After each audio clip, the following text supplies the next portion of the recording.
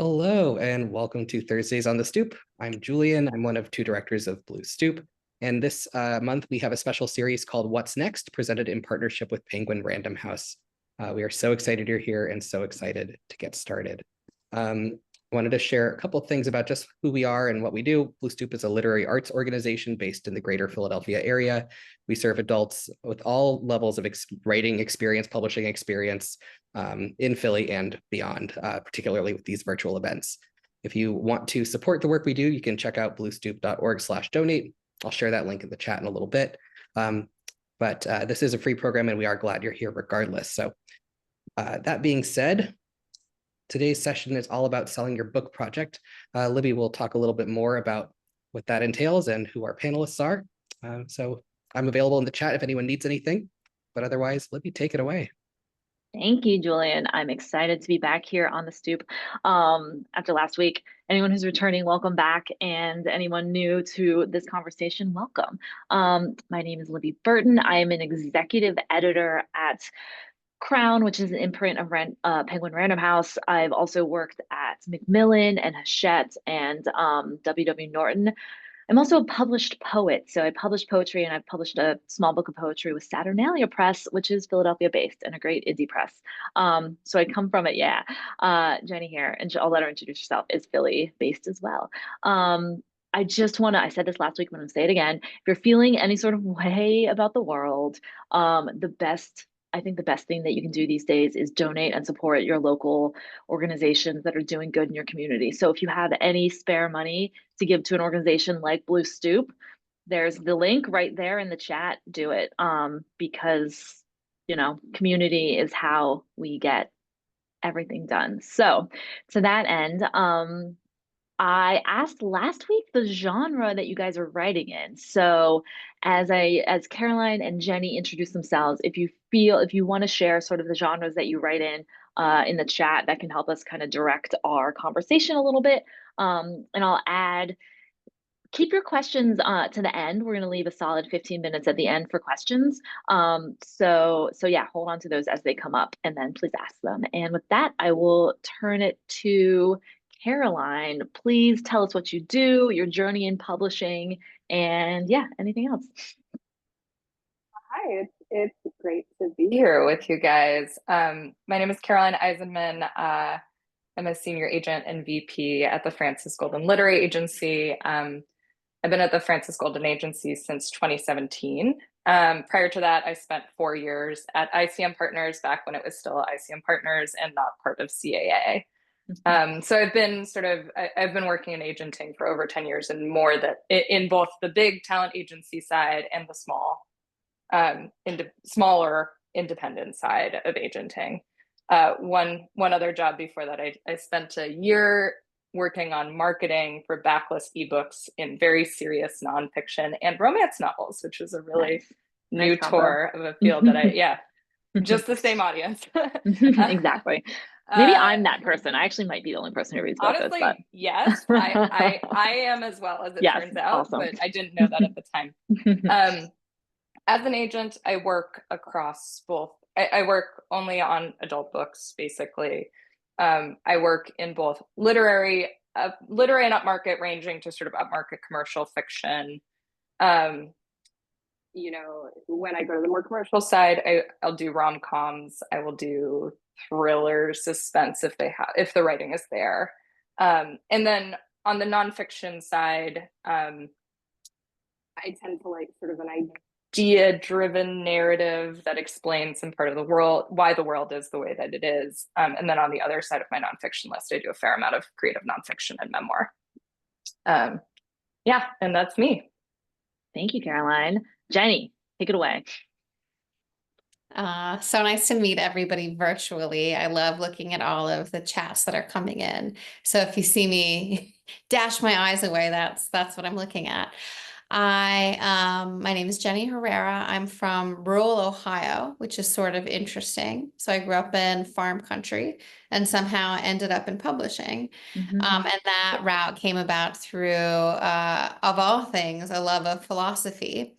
So I went to grad school for philosophy for a while, and then I realized I hated grad school. but I really loved ideas. And it turns out that you can really love ideas and not have to be an academic. And that's where I Yes. really found my passion. Yes, exactly. So I was in California at the time in grad school. I moved all the way to New York City, and I started at Europa Editions back when Elena Ferrante was just coming on the scene. And I got to have the very cool experiences of feeling like I was in on a secret that no one else knew. And then when she blew up and became a big thing, then I felt like, oh wow, maybe I could do this job. Maybe I really do, like, it's enough to just love books and to love ideas. And so from there, I started working at an agency. My old agency is now part of UTA, so it's been overtaken. But I started at David Black Agency 9 years ago. And since then, I've worked on mostly idea-driven nonfiction, some fiction. I'm at a place right now where I feel like I'm ready to grow my fiction list a little bit more, which is pretty exciting. And I live in Philly, in Queen Village. Jenny, I don't not to put you on the spot, but given that I admitted that I'm a published poet, you are also a published novelist. Yes, and that's a little strange, but I am. I had my first novel come out with Putnam last year, and the second one is late. The second one is late, but it is. Wait, do you like owe your editors?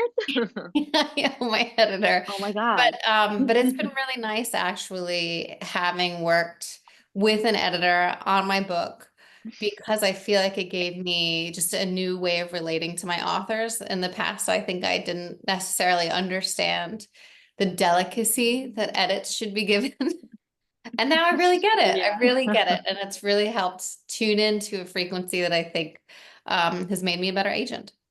That's awesome. I will add admire your bravery.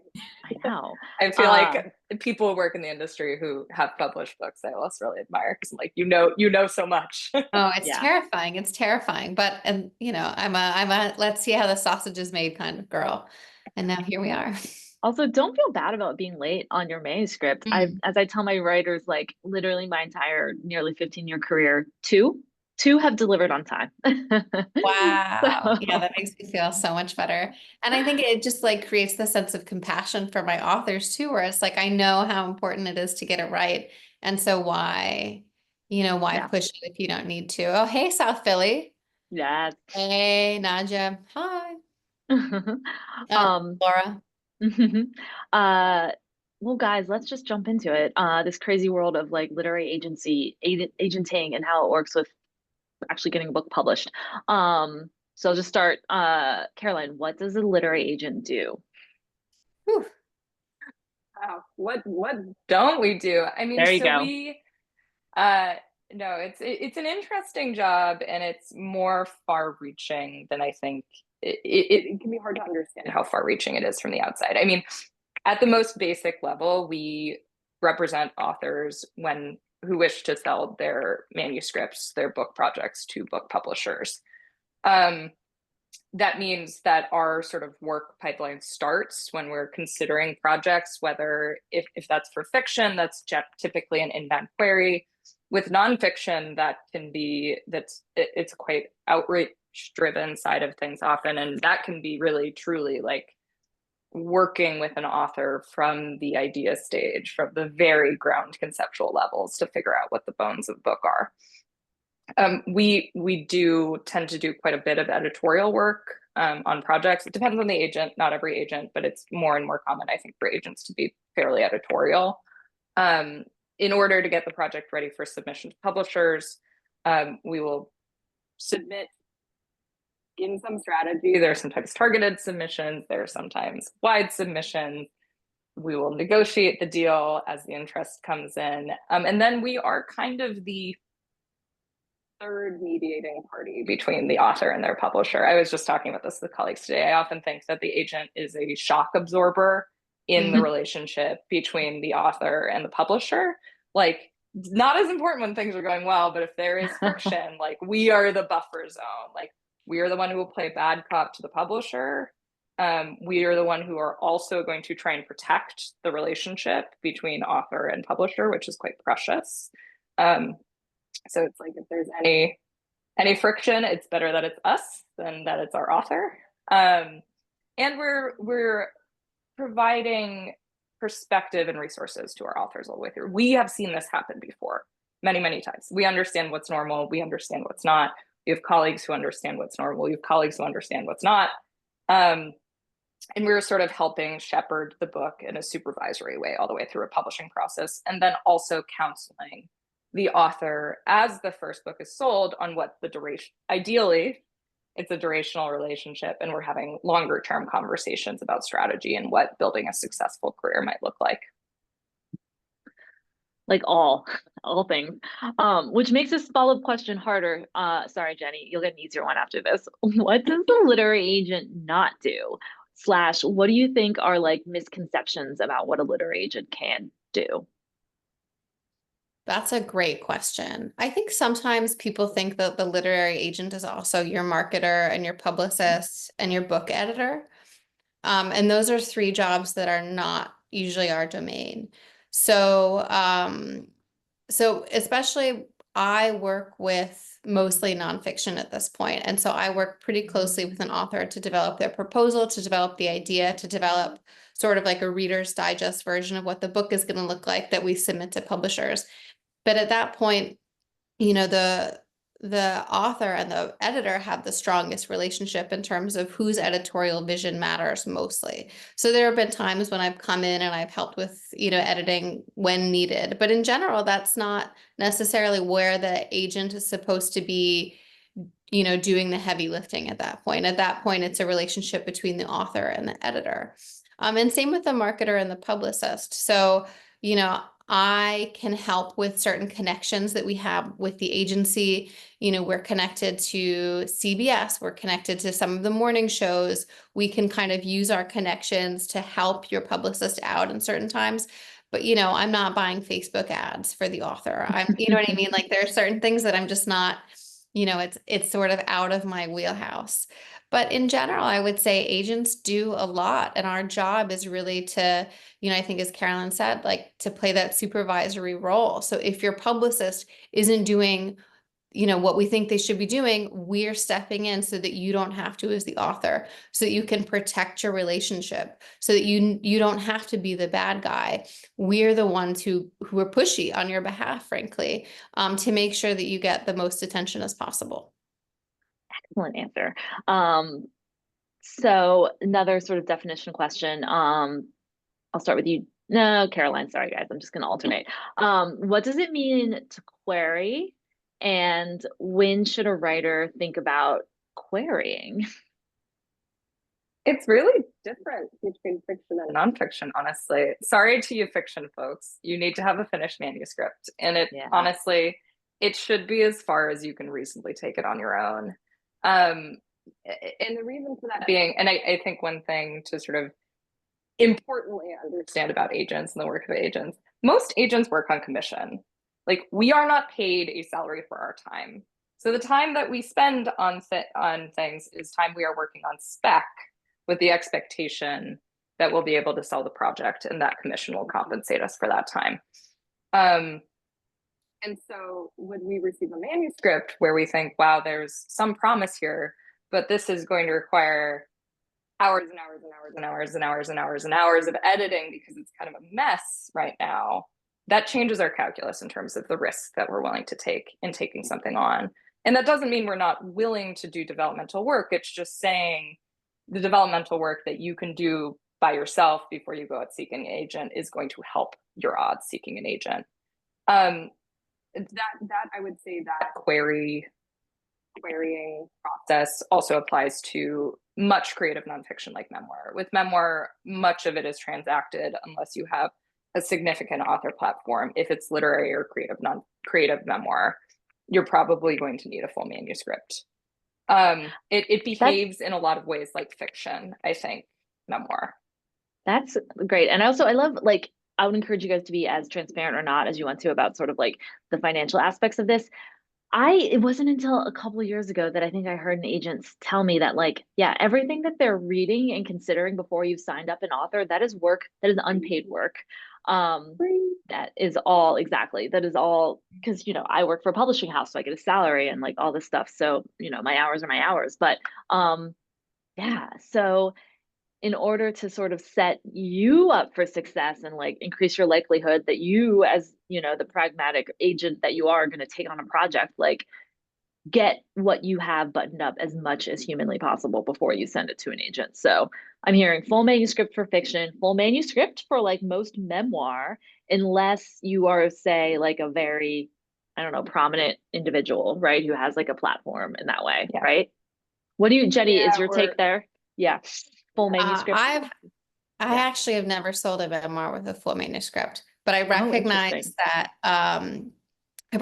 it's done. I think it depends on, and you could probably speak to this better than I can, depends on which editors you're submitting to. If you're submitting it to editors who are used to receiving nonfiction, they're more likely to buy it based on a partial, because they just work on a different, I think, as someone who's not an editor, they work on a different sort of like calculus. But if you're submitting to authors who are used to, or editors who are used to receiving fiction, then they maybe want the full manuscript. But I've sold a handful of memoirs, and they've all been proposals. Yeah, I've sold them both ways too. I think the thing is, like, the more it's a literary memoir, and that's really what it is, the more I think they want more material. And if it's like, this is a very obvious story, or this is a person with a big platform, then I feel like proposal gets easier and easier to do. That makes sense. Like my take. It's like if the thing of the memoir, the like guts of the memoir, like the literary writing, then somebody's like, where's my manuscript? Yeah. We need to see it written. Yeah. And I think that distinction that Caroline made about like a literary memoir, where it's about the writing, like it's about the line by line writing. I will say, as an editor, I've bought both, more with on proposal from like people with high profiles, but it is so much easier and better when you have the whole thing and you know what you're working with. So yeah, I'll say, you guys have questions, keep them to the end. If anything seems like really, we got questions about essays and then also fiction. Yeah, keep them coming, but like try to save them till the end. But let's go back to this idea of querying, which is a weird word as well too. But yeah, what does that mean? And at what stage should a writer consider doing that? Caroline, go for it.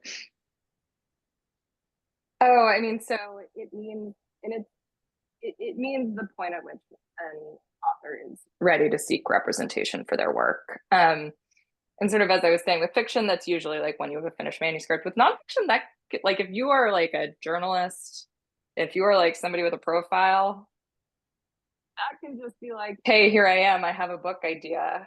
But that's a different kind of beast. But just sort of speaking to the fiction side mostly, I mean, authors will put together a list of agents that they'd like to approach. That may be a mix of like, I admire this agency, I know this agent from social media, they represented a book that I really like, I read an article about what they were looking for. I mean, it should ideally be targeted, though I recognize that's a lot of work for authors, and it can feel like sort of banging your head against a wall to get responses from agents. I'm sorry, I know it's hard out there. And you put together a query letter, which is essentially, I mean, it bears a lot of resemblance to the copy that you would find on the back of a book. And if you're like, how do I write a great query letter? Like, go look at the back of the books, of a bunch of books that you think are like your books, and like, look at how those books pitch the story. It is a pitch for the story. It is not a summary of the story. You don't need to tell me everything that happens. You need to make me want to read it. And it's usually 2 to 3 paragraphs of that kind of descriptive copy of what the book is, and then a paragraph bio, and sometimes sort of a preamble paragraph that's like, here's why I'm approaching you. Yeah. I mean, query letters really work. Like, blind queries in fiction are how fiction gets signed a lot of the time. And you can approach multiple agents at once. If one offers, you tell the other ones that that's what's happened usually, and we'll duke it out. Yeah. Jenny, do you have anything to add to that? Yeah, Jenny, tell me, this idea of like a query letter is like jacket copy is like brilliant. And I think like very helpful. Yeah, Jenny, any thoughts on like best practices of like query letters? Yeah, I mean, I'll agree with everything Carla just said, in particular the jacket copy. And don't be surprised if after writing your query letter, as if it's jacket copy, you have to go back to your book and change some things. Because oftentimes you'll see that, the things that a query, like a really great query does is like gives you a sense of the stakes, give you a sense of urgency, right? All of these things that maybe the beginning of your book is a little slower, or maybe, there are some things you need to switch around. I stole it from an agent, actually. She called query letters the hook, the book, and the cook.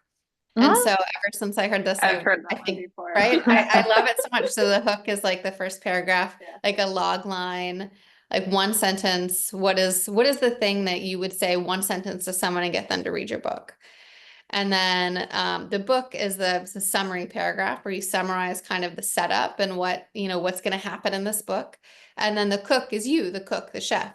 You're going to tell us a little bit about yourself and why it makes sense that you're writing this book. And I think especially working in nonfiction, I always pay particular attention to that, because I think, anytime a publicist is going to work to try to sell your book, they're also selling you. They're selling a story as to why you are the person who is writing this book. And so being able to present that story to agents right from the get-go, I think is really important, because it understands that you're able to see the book in the way that I see it, which is how to sell it. I always tell authors that my job is not to judge whether a book is good or bad. It's not up to me. I couldn't do that if I tried. My job is to judge whether I can sell it. And so when you think about it in those terms, it kind of changes the way that you approach querying. It's like, how do I make this into something someone can sell? And the other thing I point out too is that most of the time, the people who are buying your book will not have read your book in advance, right? They don't know that it's going to have beautiful writings. There's going to be this great twist at the end. And so trying to sell them on like complexities is going to be really challenging. And so you have to think, how do you entice somebody to read a book and to trust in you that you're going to deliver on your promise to them? And when you frame it in those terms, then it I think becomes less scary, because it's less about you as an author and whether or not you are good, whatever that means, and more about, are you speaking to the reader in a way they can hear you? And are you giving the agent something they can sell? Awesome. Man, great answers, guys. We love hook, book, cook. I think that's great. We'll never forget that. But also this idea, I want to encourage writers to, if you're like, I've done the manuscript, say it's fiction, say it's literary memoir, maybe it's a collection of essays, and you're like, okay, I'm ready to write my query letter. I've read a lot of jacket copy. I feel like this is a very selling query letter. This letter sounds better than my manuscript. You have the wherewithal and strength to then maybe go back and examine your manuscript and say, like, could I make this better? Could I make this stronger? Like, does this live up to the promise of what I'm offering? And that is not easy, but I think that's a challenge that will only behoove you in this process, because not to say you only get one shot, but like, you just want to present maybe eyes get big, but like maybe you like, yeah, you don't sort of get the chance to sort of like try again necessarily. So bring your best if you can.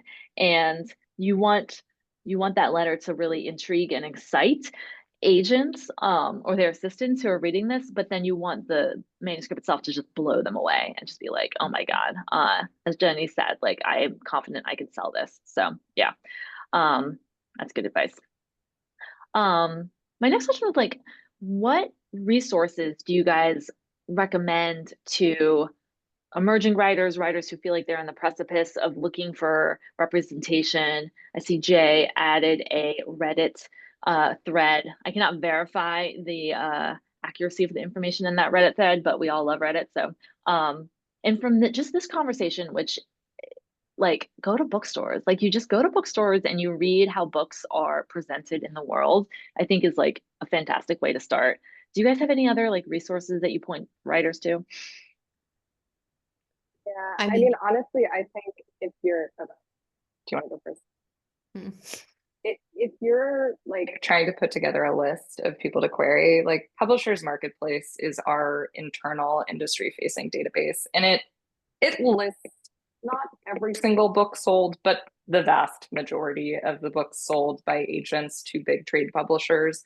And you like can drill down into your category and look for book sales that look like yours and who is doing them on the event side. And it's $25 a month, which obviously is money, but you're probably not going to need it for more than a month or two. And it is going to give you very good insider information about who is doing which deals and what they've sold in the past. Jenny, I would recommend, querytracker.net. It's .net. It's been around forever and ever and ever, but it's useful because they update it somehow. They'll update it with past letters, which I find creepy. I've never actually looked at my profile there, so if it's bad, don't tell me. I look at mine all the time. It's really weird. Oh yeah, we're like others comment on you. Comment, but it's I think I would say a little more Wild West than Publishers Marketplace, which can, I mean, Publishers Marketplace is going to give you the same names over and over again. They're going to be the people who have, assistants and like, you know what I mean? And are somebody who have a lot of authors too, right? Where I feel like querytracker.net, you can see, well, who's requesting manuscripts in this space? Like this agent that maybe hasn't sold a bunch, but they've been requesting a ton of fantasy and I write fantasy. And so, am I frozen? Yeah. Now you're still frozen. Turn your camera on and off, maybe. We lost Jenny. Am I frozen? You're still frozen. Am I unfrozen? Unfrozen. Okay, great. I was like, oh no. It's like that superhero movie where they can freeze everybody else and then they move throughout time. So I think it can be useful in a different way. And I also think writing conferences are one of the best ways to meet writers, writing events. Like, I see a lot of South Philly in the chat. We have a lot of writing events near us. If in you're in New York, you have a lot of writing events. I don't necessarily know about other cities, but, especially when I was coming up as a writer and I was meeting people, I would meet people at like meetups who were still my friends 10 years later. And I think those relationships really matter because once one of you gets an agent, then they recommend their friends to that agent and all of a sudden you're a referral now. So it's really, really important to have, I think, writer friends, to meet other writers, to go to conferences, get face-to-face time, and then to kind of figure out how to get help with the pieces that maybe you're not doing really well. Like if you are sending out queries and you're getting 99% rejection rate, then at that point it's like, okay, how can I improve my query? How can I improve the manuscript? And really finding the people who are going to help you figure out what you can do better. That's great. I think, a big theme of our talk last week was platform, but platform can be a writing community. And I love this idea that like, not only can you give each other advice or sort of like bounce ideas off, but also that idea of like, if you have other writers who have representation and they've read your writing and they respect it, and then they refer you to their agent, like that's really real.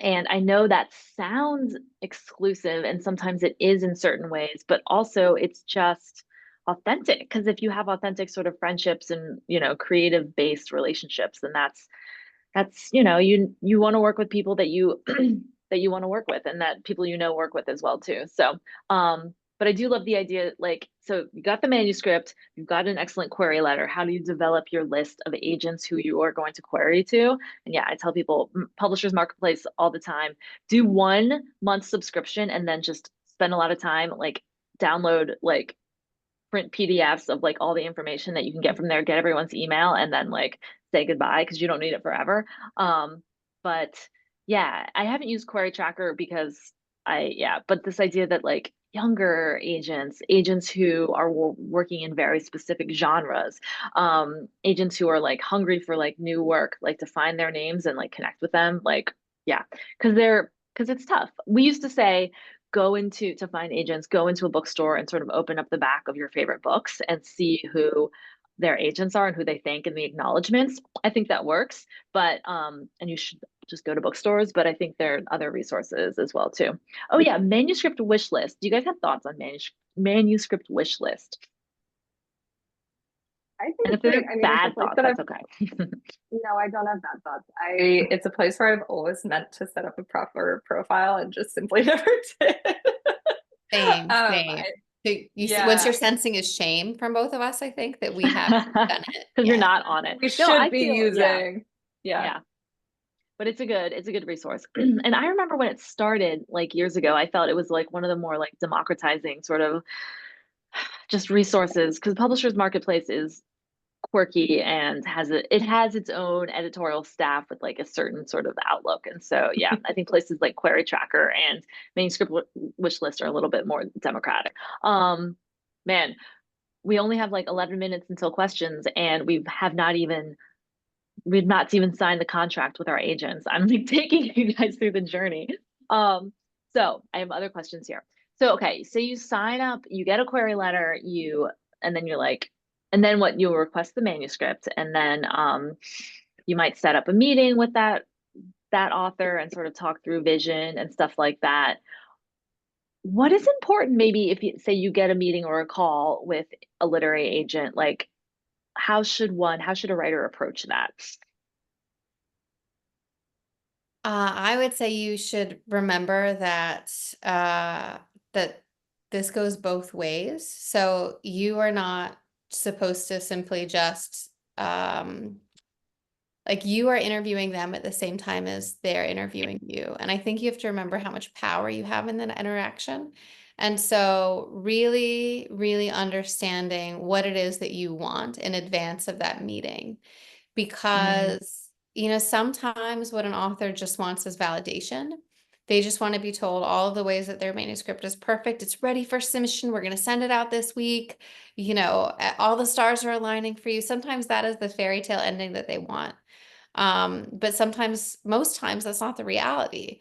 If I'm taking on something, it's usually because there's a promise of something there and I see it and it's worth that investment of time. As Caroline said, we're working for free until we sell something. And even then it's going to take 3 months until that first payment hits. It's going to be 2 years until all the payments hit. So we're working at a reduced rate for a very long time. And so to do that, we have to feel excited about what we're going to be able to sell. And so I think that, keeping all of that in mind is really important in the process. Caroline, do you have anything to add to that? Yeah, I think the call is such a funny moment. I often think the moment where I like go to tap my little email to the author to say I want to call. I'm like, that's the moment. Because if I'm taking a call, it's almost always because I'm like, I'm a yes on this. Mm-hmm. Like, I want to make sure you're not a serial killer. If I have like edits I want to suggest, I want to make sure you're on board. And like, if I do have edits, I probably will tell you that in my email. Like, if there's an editorial vision that would be contingent on me deciding to sign something, I tend to try and give authors a heads up, because I feel like that's a little bit of an ambush if you don't. But if I'm taking a call with you, it's typically because I'd like to sign you. And I often think that like moment where you hit send on the email being like, I love this, I'd like a call. I'm like, oh, now they have the power. Like I've given up the power in this moment. Like you've gone from auditioning to me auditioning to you. So like that initial call is really like, I want to see what you're like. I want to get a sense that we'd work together well, or how we'd work together. I want to know if our vision for the work meshes. But typically, unless there's a really bad misalignment of things, like that call is not for representation. Cool. Caroline, sometimes your sound goes out. I wonder if it's the AirPods. Like sometimes it's good and sometimes it's not, which is story of my AirPod life as well too. So say the call goes well.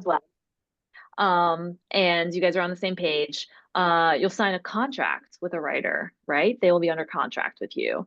And I know you guys don't have to talk specifically, but like standard understanding is like 15% of say earnings that an author gets goes to their agent. Are there any other things that writers should be just aware of, like going into that agreement, or things that they should think about? Caroline, I'll start with you. So we're talking about agency agreements and what out for them. Sorry, I got distracted by the question. No, it's okay. Audra asked a question where I was like, I have an answer. So I mean, look, like agency commission is quite flat across the industry. If you're seeing something that's not 15% domestic, 20% sub rights deals, that's something to ask a question about. Because those are pretty standard. You know, there are different ways of setting up an agency agreement.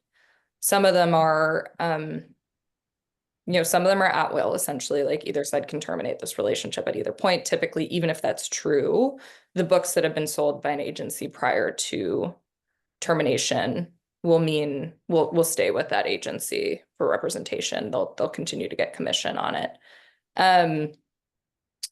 Some agencies have terms, so like a year, and it'll auto renew or something like that.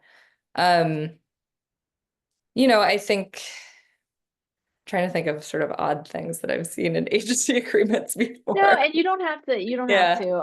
like go into specific. I think we lost Jenny, but I think she'll be back. Like, yeah, just to give a sense of like, I don't know, do you feel like a writer wouldn't have a lawyer look at that? Like maybe to be They safe. do sometimes. And I Yeah. can tell you, like, you know, at the big talent agencies, you're kind of shown an agreement and they're like, that's the agreement you'll be signing. Right. And for There's us, no like, negotiation. Yeah. no, they're like, this is the, like, you know, very firm agreement that our lawyers drafted. And we also have an agreement that our lawyer drafted, but there are parts of our agreement that we're happy to have a conversation about, and there are parts of agreement that are like, that's how it is. So I mean, it's worth asking. And like, I've certainly had plenty of clients go through with a lawyer before, or like a lawyer friend. And your agent should be happy to explain it all to you. I think Yeah. would be the fundamental. Even if there are things that Yes. cannot change, your agent should be very happy to explain what everything means. And That's if they seem evasive, I'd be a little concerned about that. Yeah, that's good advice because they're supposed to be on your side. Okay, so you sign the agreement, you agree to work together, and that can take many forms, right? Like, sometimes it's one round of edits, sometimes it's maybe years of developing a project, right? And I think Jenny's sort of idea, or Jenny's point from earlier, saying like maybe you have an agent who's like, let's send this out tomorrow, it's good to go, like it's like I think it's perfect, no flaws, like a little bit of pause in that message, right? Like someone who's willing to sort of dig in with you and make it the best thing it possibly can be, I think speaks well of a potential partnership, right? Yeah, I think it worries me when I hear people have that expectation in advance. One, because to me, that's a giant red flag that your agent just wants to send it out and not do any work on it. Yeah. Which, you know, manuscripts are almost never good enough the first time, and that's what we're here for. And also just because it kind of sets you up for disappointment if you think that's what the call is going to end with. Yeah. Like if you think that you're just going to be done and no more work at this point, then like, Yes. you know, you don't want that anyway. No, you don't. Because like what good is your, signing up with someone and they send it out and it doesn't get taken and then, you're back at square one. So, okay, so fast forward to you guys have done some editorial work together. You decided like this is ready to send out to editors at publishing houses. How do you strategize that process and how can a writer sort of best ready themselves for that process, the submission process? Jenny, I'll let you take that. Yeah. So normally I'm having a lot of conversations with editors while we're working on it. That's also another reason why it's nice to spend a little bit of time with the manuscript or the proposal, because while I'm working on it, I'm starting to refine my pitch to editors. So typically I'm having lunch with a lot of editors or drinks or coffee, and we're just having conversations. And during those conversations, I can see, oh, what pieces of this are they responding to? Oh, they like that one thing. Okay, so I'll make sure that I amp that up when it comes time to like put the pitch in writing, things like that. So I'm really testing the waters. A lot of times editors will say, oh, it sounds like such and such book. And then if I haven't heard of such and such book, I'll go and read it and check it out. And so then they're giving me lists of comp titles too. So I'm really like using editors at that point during all of these, sorry, Libby, during all of these meetings to just kind of like see what what are the pieces they spark to? What are the comp titles they're interested in? How do they see this positioning working out, so that I can really strategize first off about who I'm going to send it to, second, what the positioning is going to be, and third, just making sure that there's a lot of excitement so that when I do send it out, it gets moved to the top of the list. Because I think, as Caroline can say, when you send something out and it gets, 2 days later, you get your first, let's set up a phone call, then you feel good about the submission process. You're like, we're going to be just fine. And if you're seeding the market really early on and you're getting people excited about it early on, then like mentally you're moving to the top of their list, I think, a lot of times. And so you can get more support early on, which ultimately means more money for the author. Because I think then you're like creating this, this critical mass that people want to be a part of something big. And if you can convince them that they're a part of something big, because it's true, then you're setting your author up to have a really successful publishing experience. I would co-sign all of that. And I would say that right there is a lot of like what you are paying your 15% of your advance for. Like this work that Jenny is doing is sort of seeding the ground with the relationships, but also sort of finding out what editors are interested, what they're getting excited about, applying that to your manuscript, and then coming back and sort of like a preview, and then coming back with something better, which is the actual sort of submission. Like that is so much of our jobs and really priceless. And like that's the work that really sort of behooves a writer, I think. Yeah.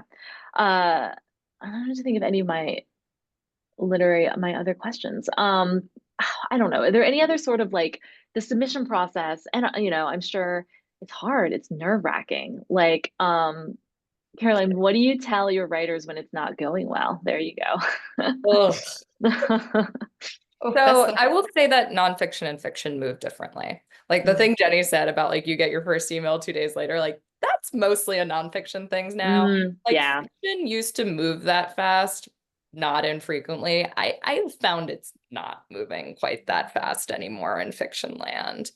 I tend to tell authors like, look, we are going to know in 2 to 3 weeks if this submission is going to go in a competitive fashion. Like if this is going to go in a situation where I expect there might be more than one bidder, there might be competition, like we're going to hear back at least something within that time frame. And that I would say for fiction. I would say that the window is probably even shorter for nonfiction, more like 2 weeks, maybe more like 3 weeks for fiction. That doesn't mean if we pass that threshold that the book is not going to sell. It means it may sell in a second round submission. It may sell to a single offer. But look, I mean, it's really, it can be really tricky. And as an agent that handles books across a lot of different categories, sometimes you do have the experience where you're like, oh, the market has been burned in a certain way that wasn't totally apparent from the outside. Like I represent a lot of books about technology, and there are a lot of editors who are like, oh, we published this big tech book and it didn't do very well, so like we're just not buying them. And I'm like, what do you mean? Like, and there's like all books about tech, but like specific, very little stupid scar tissue. Yeah. And you find stuff like that sometimes where you're like, I mean, here are all these other books that did really well. What do you mean? And they're like, no, but our book did badly. So it's hard for that. And what that means too is it's hard for that editor to go to their publisher and say, hey, like, let's spend some more money on another book that's similar to this other book that we lost a lot of money on. Like, that's hard. Well, sometimes the editor loves it and their publisher is like, nah, we don't want to be burned again. Thanks. And so again, it can be hard to, sometimes you run into sort of market inconsistencies that you didn't fully grasp from the exterior before you started submitting a book. And it's really like, I just tell people like, it's a market, it's not a meritocracy. Like, it's very like, it matters how good the book is, but that is not the primary judgment factor in terms of whether or not it's going to sell. What makes it sell is that a publisher thinks I can sell a bunch of copies of this and it may be fantastic, but it may be a type of book that like feels like the market turned in the last 6 months on that. And like, you know, that's really hard to grasp, but I think I tell my writers, like, it's about the market. It's not really about you. Yeah. Which is true. Like we are at the intersection of art and commerce, and both of them are powerful and important, but it is the intersection. I'm gonna start looking at the questions in the chat. So if you guys have them, you can add them there. I will kind of read them off and point them at Caroline and Jenny. So I knew that these were Audra had some great questions that came earlier. I'm getting the sense that authors are changing agents more frequently, which I wanted to talk a little bit about that too. Like, and then who represents who function via the paid publishers market seems more accurate. I can't speak to that exactly, Audra, but I'm going to speak to, or like we can talk a little bit about changing agents. I've worked with writers who've changed agents. Like it's something that happens, right? I think it's like sort of like any relationship, business, or otherwise, people change and move. Do you guys have thoughts on sort of, ending relationships with writers or sort of anything about that? Jenny? I mean, I hope that I hope that that doesn't happen. That it Yeah. always breaks my heart when that happens because I Yeah. don't, as Caroline said, like we're in this for the long haul. Like we put so many resources into making sure, like so many even like creative resources into making sure that you are learning the business, right? That we're setting you up for this great career. Because I think most authors want to be career authors. And then so to have that relationship go south is really, it's heartbreaking to me. I know I've taken on agent or clients who had other agents in the past. I know the reasons those have not worked out, but I hope those don't apply, and they shouldn't apply. And I think that's why everyone in this in this audience today, I think is doing the right thing of being really well informed about what you want in an agent, asking all of these questions so that hopefully when you get in that relationship, it's something that you can stay with throughout your career.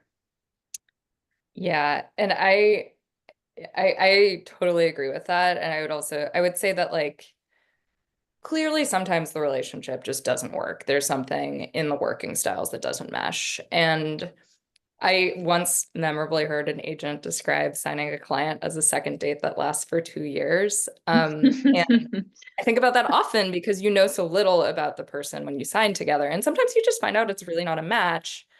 But I will say that like I also represent a fair amount of authors who have had one or more agents. I always want to know why they're leaving that last agent. Yeah. Like, and there's good reasons and there's scary reasons. Yeah. And like there's red flag reasons. Yeah, like, we didn't communicate well. I just feel like they don't specialize in my type of work. Like there was some kind of breakdown in editorial back and forth. Fine. Like the sense that somebody kind of wants to like that there's something more like I want to trade up. You're like, ooh. That's a little frightening in an author, depending on who the agent is. Because you do like it's business, but also you want the relationship to be based in trust. We're doing a lot of spec. Our understanding, like the way I approach a relationship with an author is like, I'm going to see it through until something breaks down. You hope for sort of the same, you hope for both sides to want it to be a durational experience, relationship. That makes sense. Rima had a great question. If you have developed a list of agents to query, how should you like attack that list? Like all at once? Should you prioritize? How would you recommend writers do that? I think it makes sense to start with the agents you're most excited about, mostly. Like, because if you get an offer from somebody, you're going to then tell everybody else that you have an offer, and you're going to set a deadline for making a choice. And like, if you don't have it in with everybody you'd like to try at that point, that's kind of the end of your timeline, unless you're going to turn down the offer on the table. Obviously don't like blast it out to everyone in the business, but I think people often work in rounds, sort of starting with the people that they think or they're sort of like dream shots, and I'd be really excited about this, and then sort of like moving into people where they're like, yeah, this seems like it'd be a good fit. I think also from an agent's perspective, like, like it's not fun to read a whole manuscript and like get really Oh excited yeah. about something, and then they like, they wanted mega agent from Mega Agency Inc. And you're like, okay, well, fine, great, Yeah. okay. You wanted something different than me, and that's okay. But like But I think, remembering there's people at the other end of this, right? Like yeah, yeah, and it's ultimately a very personal relationship, that agent and editor. I mean, yeah, agent and author, yeah. yeah. I mean, I think like sort of clustering it in tiers does make a lot of sense for that Yeah. for many different reasons. Yeah, I like that. We lost Jenny again. Maybe she'll go back. I'm back. I'm so sorry. I don't know Yay! why my computer. No, it's okay. Other than misspelled names in a query letter, are there other things that really bug you? Like pet peeves?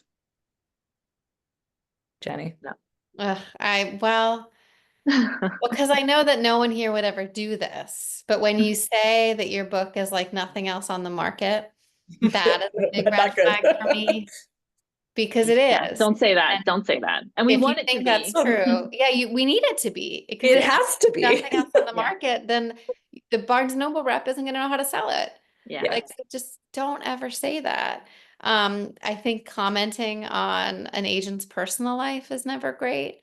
So if you like, if you reference their cat by name or something because you saw it on social media once, and like that's creepy, and it Yeah. doesn't make most agents feel super safe. Oh, Um, I think that's okay actually, but never Um, comment on the agent's personal appearance. That's really, really Oh. creepy.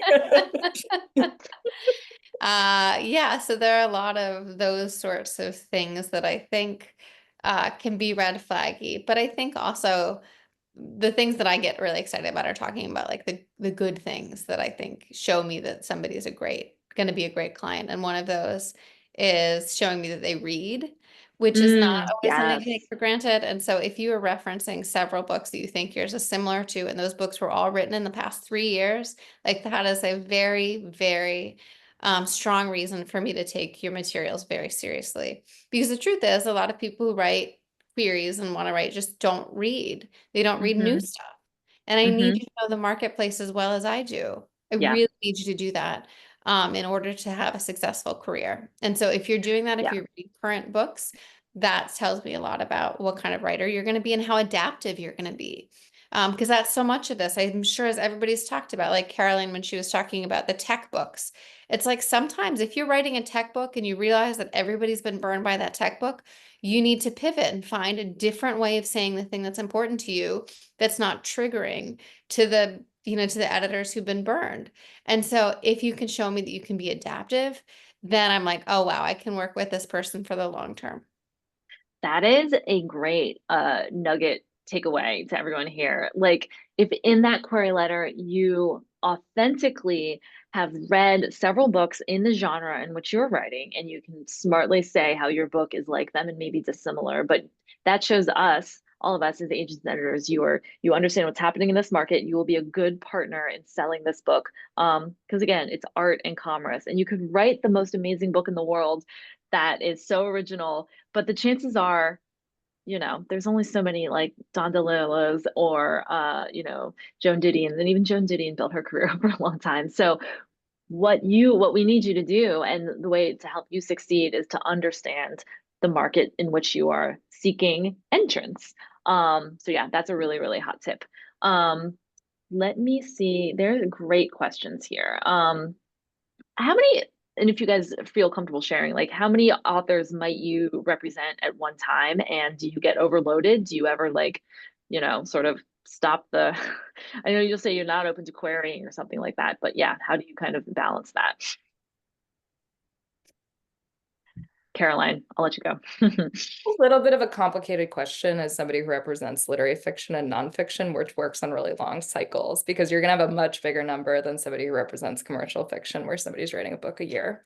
So like, I don't know. I haven't counted recently. It's in the like 40 to 50 range currently, but a lot of those people are just Mm, active right now, or they're mhm. like off working on their next novel. And, we touch base every few months, once a year, but like they're not actively, there's a much smaller group of those people where I'm actively working on material with them, where we're actively in correspondence, where they have a book under contract currently that I'm overseeing. And again, I think that number would really change depending on, how many repeat authors does a person have on their list? How commercial are those people? What sort of pace are they putting books out at? Jenny, I'm curious what you would say. I think mine is probably pretty similar, but if every author I worked with did a book a year, then the answer would be 10 authors, and then I would stop and retire and have an assistant, and you know what I mean? Just like get a boat or something. Yeah. But most authors don't write a book a year. Most authors don't even write a book every 3 to 5 years, frankly. Nor should they, probably. Nor should they. Yeah.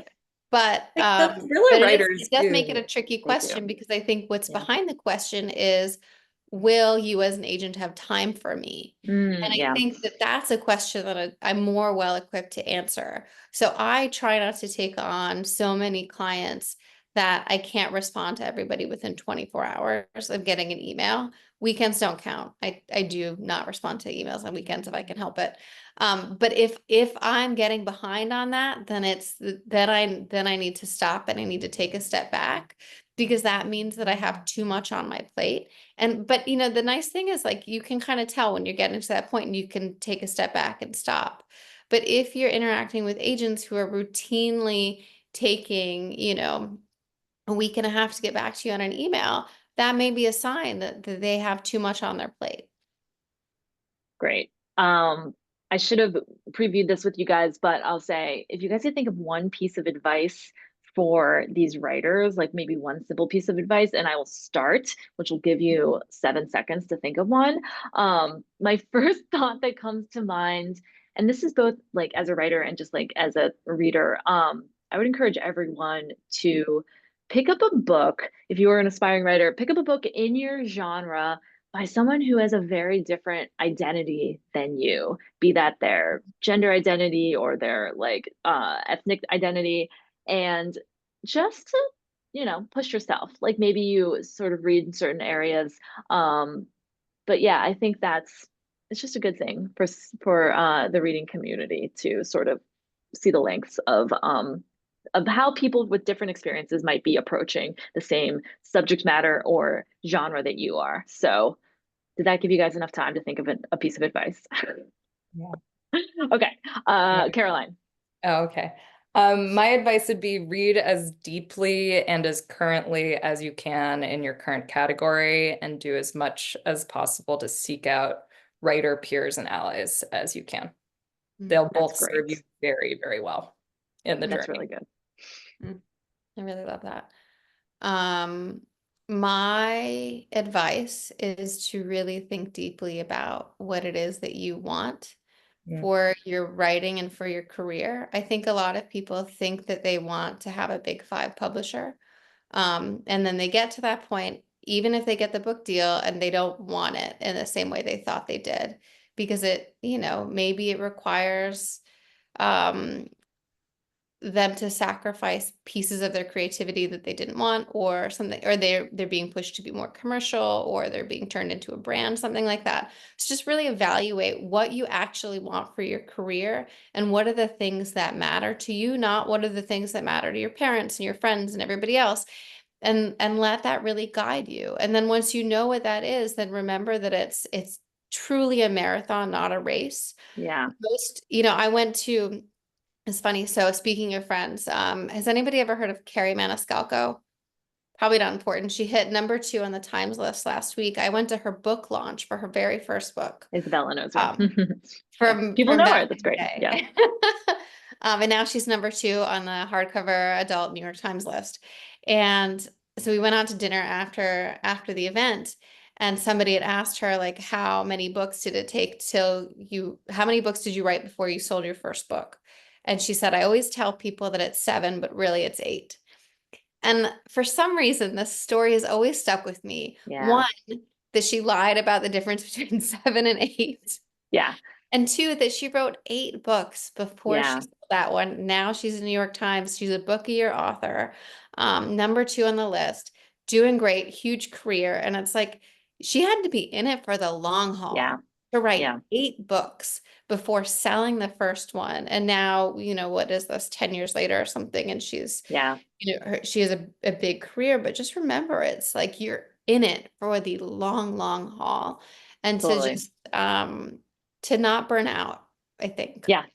I think, oh my God, great advice. Guys, this is a great chat. I'm gonna add in the chat actually a piece about self-publishing, ironically, because that came up last week. So I just want to give that resource to everyone. But thank you everyone for these awesome questions. Thank you, Caroline and Jenny, for your insight and your care and just being so good at your jobs. We're really grateful. So Thank you for having us. Julian, thank you for hosting us. And next week we are going to talk about promoting the book. Once you got the book deal and it's a thing, how to sort of sell a lot of copies and not lose your mind doing so. So cool. Thank you all. Thank you. This is such a great session. I know I learned a lot. I know there were a lot of questions we didn't get to, but hang on to those questions. You'll get another shot next week, and I'll see if I can maybe export them and do something useful with them.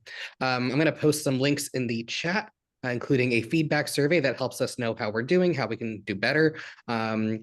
Fall classes, there's a particularly relevant one coming up called The Art of Talking About Your Art. The Blue Stoop calendar, the upcoming events, that'll tell you how to register for next week's, and other things like that. So I appreciate you being here. Thanks for your time, and enjoy the rest of your day.